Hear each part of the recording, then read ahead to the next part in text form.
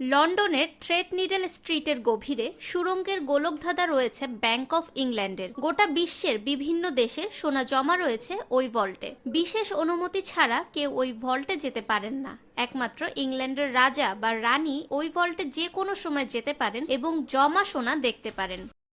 21 লক্ষ কোটি টাকারও বেশি মূল্যের সোনা জমা রয়েছে ব্যাংক অফ ইংল্যান্ডের সুদৃঢ় সুরক্ষিত ভল্টে। সেখানে সোনা জমা রাখে বিভিন্ন দেশের কেন্দ্রীয় ব্যাংক এবং বেসরকারি সংস্থা। মজুদ সেই সোনা এবার ধীরে ধীরে নিজেদের দেশে ফিরিয়ে নিতে চাইছেন সোনা বেচাকেনার সঙ্গে যুক্ত সংস্থা এবং ব্যাংকগুলি।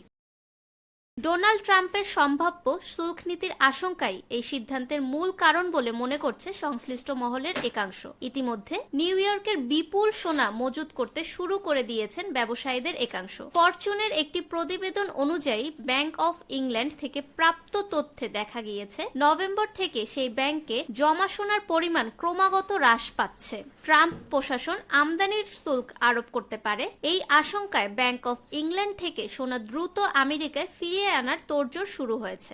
সেই কারণে ইংল্যান্ডের বাজারে সোনার ঘাটতি দেখা গিয়েছে।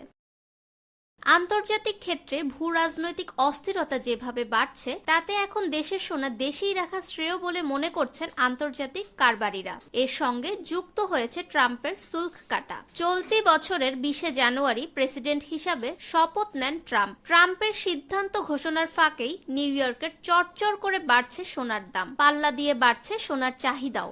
নিউ ইয়র্কে সোনার চাহিদা বৃদ্ধির কারণে ব্যাংক অফ ইংল্যান্ড থেকে সোনা ফেরতের চাহিদাও সমানুপাতিক হারে বেড়ে গিয়েছে। নিউ ইয়র্কের ফিউচার বাজারে সোনার দাম লন্ডনের সোনার বাজারের তুলনায় বেশি হওয়ায় ব্যবসায়ীরা আটলান্টিকের ওপার থেকে সোনা সংগ্রহ করছেন। লন্ডন ও নিউ ইয়র্ক বিশ্বব্যাপী বাণিজ্যর দুটি প্রধান বাজার। সোনার দাম নিউ ইয়র্কে বেড়ে যাওয়ায় সেখানে ব্যবসায়ীরা বেশি করে সোনা মজুত করছেন বলে জানা গিয়েছে।